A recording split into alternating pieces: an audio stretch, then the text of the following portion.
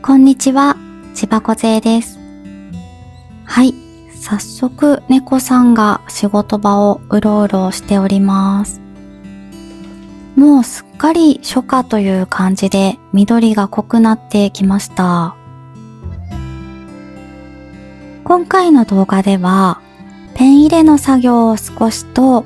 スクリーントーンを貼るところと、あと珍しくアナログでのラフの作業と、あとなんと私 iPad 13インチを購入してしまいましたので、それを初めて触ってみたというところも動画の中に入っています。よかったら最後まで楽しんでみてください。ちなみに今使っているのは11インチの方ですね。ペイントソフトはクリップスタジオペイントを使っています。そして最近この目の縁取りの部分を手で描かずにクリスタの素材の光彩ペンみたいなものに頼ってしまっていますね。ものすごく時短になっている感じがします。キラキラしてときめいた感じも表現できていいですよね。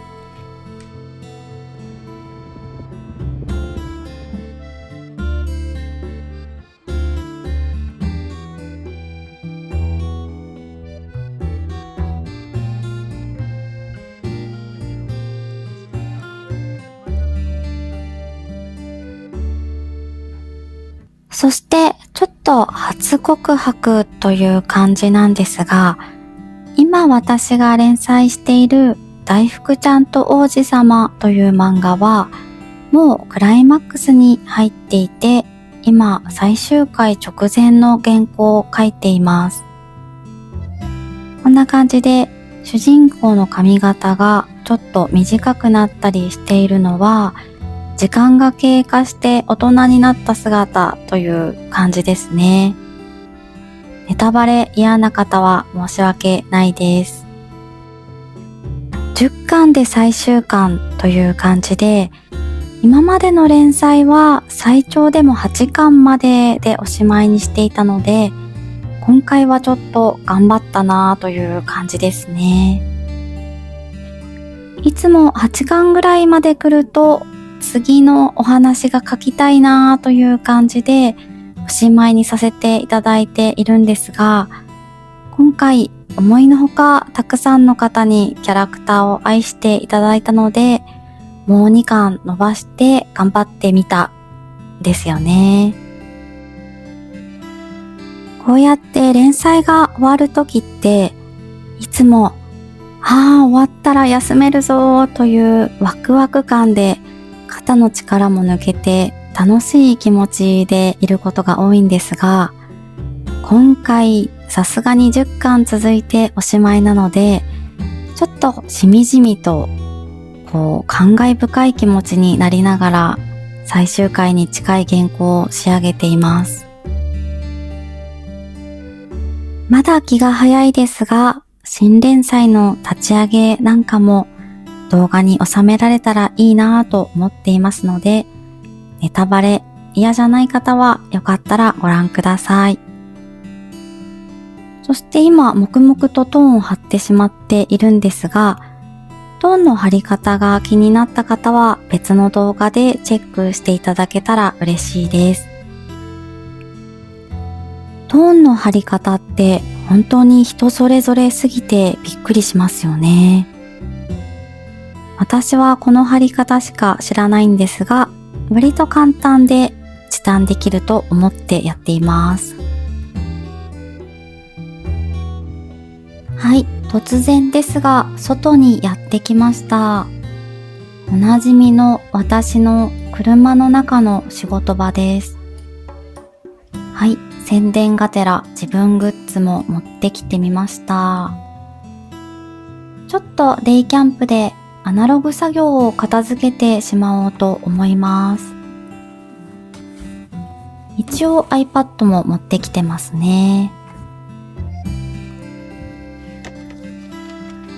はい、これは私が使っているクロッキー帳でアイデアだったり落書きが書いてあるんですが、せっかくなのでちょっとペラペラしてみます。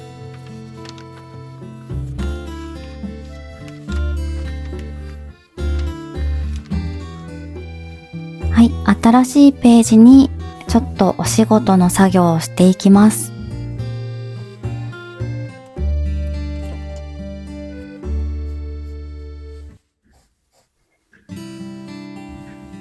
これは雑誌の寒中カラーのお仕事なんですが、今左側に一巻の単行本を置いて並べて描いているんですが、実は同じ構図で絵を描こうとしているところです。もうこの連載が始まって6年目になるんですが、偶然この2人が出会ったのも6年前。出会って6年経っていることに気がついて、今回ちょっとアニバーサリー的な意味で全く同じ構図で別の衣装で絵を描いてみようと思いました。この一巻の表紙を描いてから6年も経っているんだから、さぞ絵が上手くなっているだろうと思っていたら、並べてみたらそんなに変わっていなくて、ちょっとがっかりしましたね。やっぱり絵が上手くなるまでの過程は一朝一夕ではないということでしょうかね。ゆっくりゆっくりしか上手くならないんですよね。特に私は漫画家でイラストレーターさんではないので、一枚絵で勝負するという癖がないんですよね。なので、いざ気合を入れた一枚絵を描こうとすると、火力の足りなさでがっかりしてしまうことも多いんですが、とりあえず楽しんで描きたいと思います。色を塗るのは大好きで、たまにカラーの仕事が入ってくると遊び感覚で楽しんでしまいます。はい、とりあえずこんな感じでラフ完成です。色塗りの動画は別で撮ってありますので、よかったらそちらもアップするのをお待ちいただけたら嬉しいです。アルコールマーカーのメイキングになっています。はい、少しだけデジタルでトーン貼りの作業も進めてしまいつつ、ちょっと休憩タイムに入りました。動画映えするではないかと夫が買って持たせてくれたおやつです。私はこの半魚丼だったらいいなぁと思って開けたわけなんですが、さあ来い半魚丼。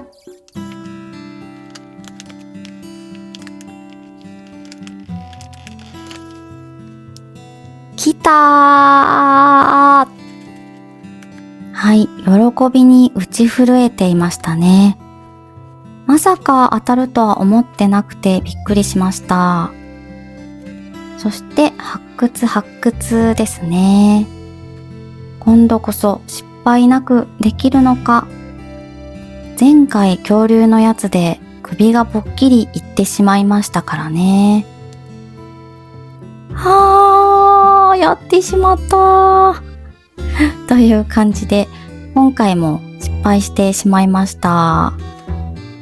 まあね、だいたいこんな感じですね。美味しいので何でも大丈夫です。はい、そして冒頭でも言っていた iPad 13インチなんですが、ちゃんとしたレビューとまではいかないんですが、少しだけ使用感をお伝えできたらと思います。まず、第2世代の11インチと比べて明るいですよね。やっぱりカラーイラストを描くときなんかは、新しい iPad の方が色の正確性がわかるかもですね。はい。ここからはちょっと初めての iPad 13インチデビューの動画です。いやー、この大きさ、重厚感がすごいですよね。iPad 11インチと13インチってそんなに大きさ変わらないんじゃないかと思っていたんですが、実際13インチが目の前に来てみると、もう液タブのような存在感があるんですよね。以前24インチの液タブで作業していた時とちょっと同じような感覚になります。今見ていただいている画面にボーダーのような上から流れていく模様が見えていると思うんですが、これは iPad がより高精細になったことで iPhone との相性で撮影すると出てしまうモアレらしいんですよね。第2世代の時はこのモアレ出ていなかったので、やっぱり手元の動画撮影には今まで通り11インチの第2世代を使っていこうかななんて思ったりしています。そしてやっぱり最初に使ってみた印象として、私は左手デバイスをうまく使いこなせない体質で、コマンドバーだったりクイックアクセスのツールを手でタップして変えるという動作が必要なので、ちょっと画面が広くなった分、ツールが遠く感じて、ちょっと作業が遅くなっているように感じましたね。これが一番印象的でした。はい、そして11インチに持ち替えて、全く同じ絵を描いてみました。さっきよりも手のスピードが上がっているのがお分かりいただけますかね。やっぱり画面が小さい分、ツールをタップしに行くのが早かったりですとか、あと右手でくるくると画面を回したり、拡大縮小するのが画面が小さい方がやっぱり早いんですよね。というわけで私は11インチを使った方が作業が早いということがもう分かってきたんですが、とはいえ11インチに持ち替えたら急に顔が画面に近くなってしまって肩に疲れが溜まるのが早いなぁというのを感じました。やっぱり画面が大きいと自然と体が画面から離れるんですよね。これは大きな違いですよね。作画の速さを取るか、肩を守るか、迷えるところです。とはいえしばらくはクリップスタジオの2デバイスプランに入り続けて、この2台両方ともで作業をしていこうと思っていますので、また長期的に使ってちゃんとしたレビュー動画を作りたいと思っています。どちらにも魅力があって、どちらを買っても悔いはないという感じがしますね。こうして見ると明るさだいぶ違うんですが、これは世代によるもので大きさによるものではありません。あと、この白黒の漫画を描くときは画面が眩しすぎるので、結構この13インチの方でも明かりをぐっとこれぐらいまで絞り込んで描くことが多くなりそうなので、あまり漫画を描く分には画面が明るい必要もないですよね。はい、こんな感じで初めての13インチを触った日の動画でした。はい、ちょっとカバーをして大きさ比べてみるんですが、こんな感じの大きさの違いです。はい、また懲りもせず水色のカバーを買ってしまいました。ですが本体は今回黒だったものをシルバーにしました。手垢がシルバーの方が目立ちづらいというのでシルバーにしました。あと完全におまけなんですが、私は iPad を持ち出すときにこの100円均一の袋にいつも入れていたんですが、このね、安くて防水で最高だよねっていう感じで気に入っていたんですが、はい、13インチだとちょっと入らないんですよね。また100円均一に行かなければならないかもしれません。でも両方使えるのだから持ち出すのは11インチの方でいいですかね。私の外出時の相棒は君に決めたという感じでしょうか。これは友人にもらった漫画家キーホルダーです。そしてスケッチブックを持ってきていたので、せっかくだからパラパラして終わりにしようと思います。こんな感じでアルコールマーカーが好きで趣味でよく絵を描いています。SNS にアップするよという感じですね。最近ちょっとサボってしまっているかも。白黒の原稿が仕事なので、色を塗るのが息抜きになるんですよね。自然が豊かな場所に住んでいるせいか、春には春の霞がかった絵が描きたくなりますし、夏は夏で鮮やかな色の絵が描きたくなったりですとか、そういったシーズンごとのものを描きたくなるんですよね。これは動画で使いましたね。よかったら見てみてください。これも YouTube 動画にしました。このクリスマスのイラストも動画にしましたね。このキラキラ輝く絵の具を使いました。YouTuber さんがこぞって使っていたので羨ましくて私も買ってしまったやつですね。そしてこの黄色と黒の丸マンのスケッチブックがコピックとの相性が良くていつも使わせていただいています。安いですしどこでも手に入るからいいですよね。日本のメーカーだから海外ではどこでも売っているっていうことはないんでしょうけれど、この値段でこのクオリティの紙はすごいと思います。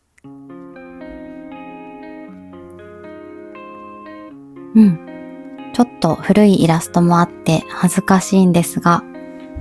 こんな感じです。はい、今回の動画はいかがでしたでしょうか？私は暑いのが苦手なので、夏はキャンプをお休みにして、家で引きこもってお仕事することになりそうです。夏の絵を描くのは好きなので、夏が好きだと思われがちなんですが、実は冬派なんですよね。というわけで、外でのお仕事は秋まで一旦お休みです。その代わり、時々夜仕事ができるといいなぁと思っています。夏は夜の方が涼しくて仕事がはかどりそうですよね。窓を開けて撮影したら、虫の声が綺麗に録音できるような気がするので、